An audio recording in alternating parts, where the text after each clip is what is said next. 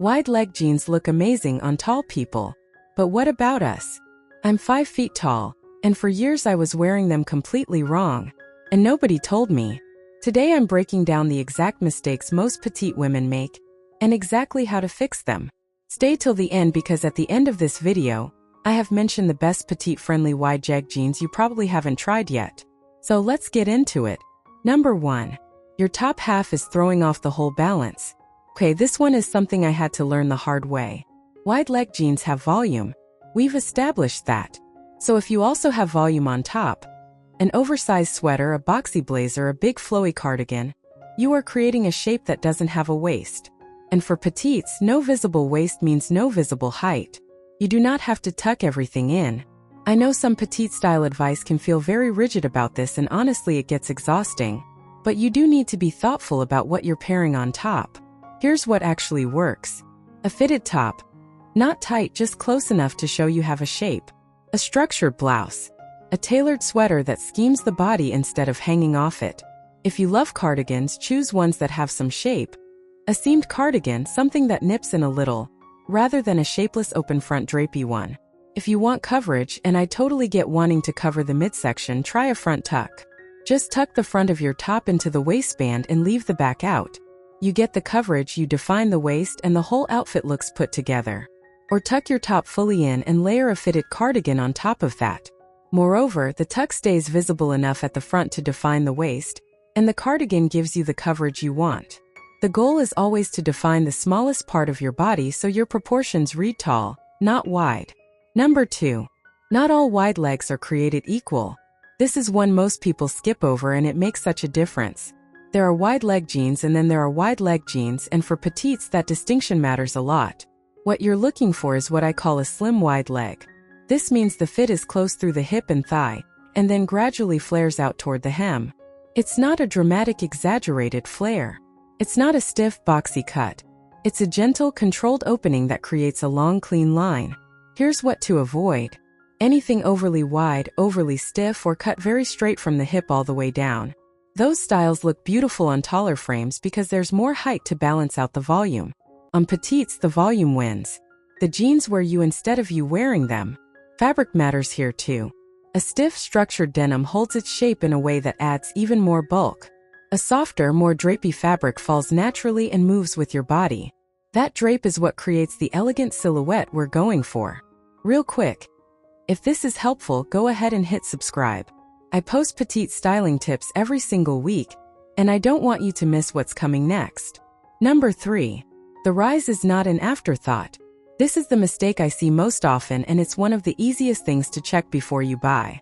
The rise of your jeans, the distance from the crotch seam to the waistband, directly affects how long your legs look. And for petites, we need all the leg length we can get. A low-rise or even mid-rise wide leg jean sits lower on your torso, which shortens your visible leg line.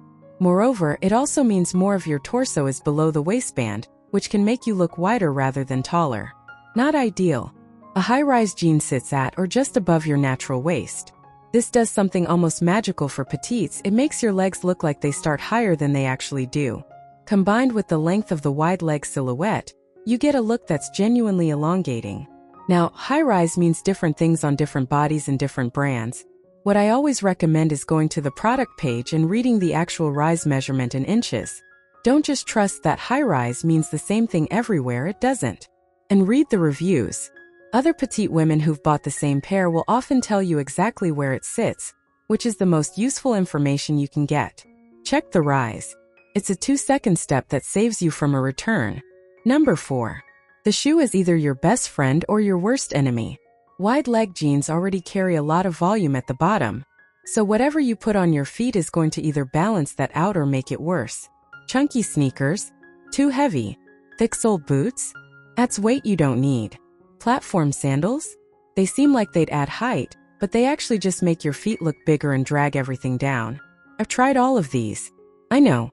What actually works is a slim, streamlined shoe. Think ballet flats, pointed toe flats, a simple low kitten heel, or a sleek low-profile sneaker.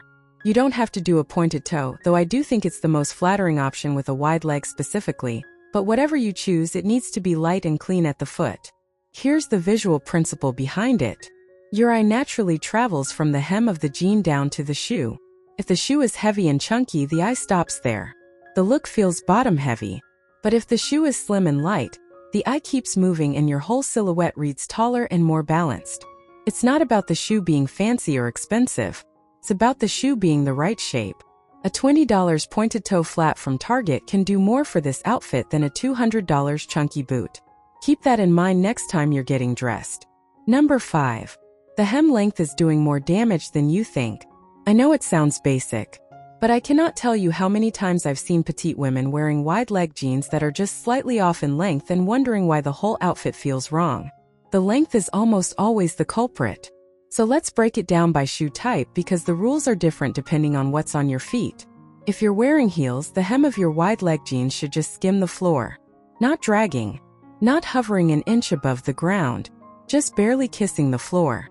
And it should cover most of your shoe. Why does this matter? Because when the hem is too short with heels, your leg line breaks right at the ankle. And a broken leg line on a petite frame makes your legs look shorter, which is the exact opposite of what we're going for. Now I know cropped wide legs are trending. You see them everywhere. But there's a difference between intentional cropped and accidentally looks too short cropped. The first one is a style choice. The second one just looks like the jeans didn't fit. When in doubt, go longer. If you're wearing flats, the game changes slightly.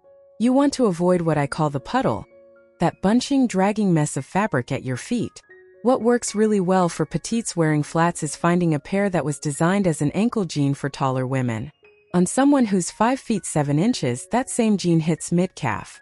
On us, full length, perfect length. And the best part, no hemming required.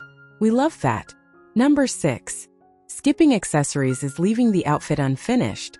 I'll be honest, for a long time I thought accessories were optional, like nice to have but not essential. I was wrong. The difference between an outfit that looks thrown together and one that looks intentional is usually not the jeans or even the top. It's the 3 small things you either added or didn't. A belt, a bag, one piece of jewelry. A thin belt at the natural waist does 2 things at once. It defines your waistline, which instantly creates the illusion of a longer leg. And it adds a visual break between the top and the bottom of your outfit, which actually makes the outfit feel more structured and complete. It doesn't have to be a statement belt. A simple thin leather belt in a neutral color is enough. A structured bag, again, doesn't need to be expensive, adds polish. Tells people this was intentional.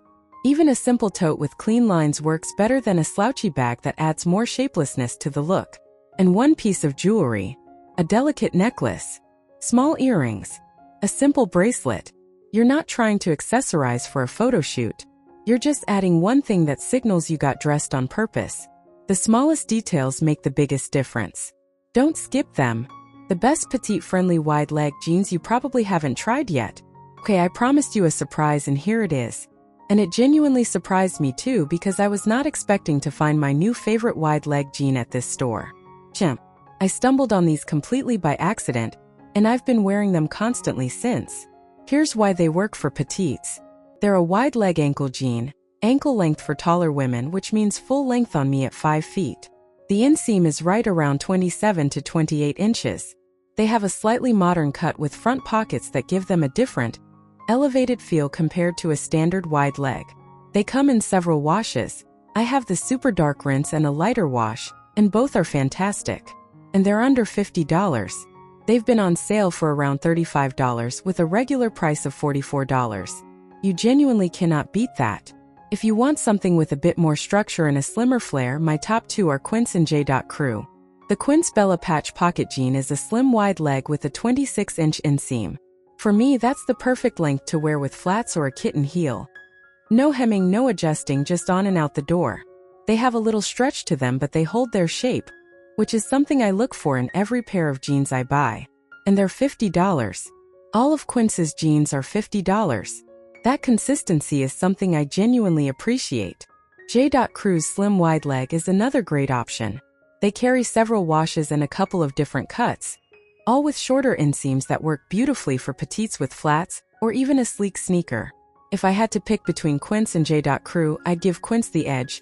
The fit is just slightly better on me personally, and that little bit of stretch makes a difference in how comfortable they are all day. All 3 of these are linked in the description. Go try them. And if you do, come back and tell me which one you loved most. So there you have it, 7 things that are probably standing between you and the perfect wide leg look. Try even 2 or 3 of these and I promise you'll notice a difference right away. Subscribe to Petite Persona and drop your biggest wide leg struggle in the comments. I read every single one and I want to know what you're working with. I'll see you in the next video.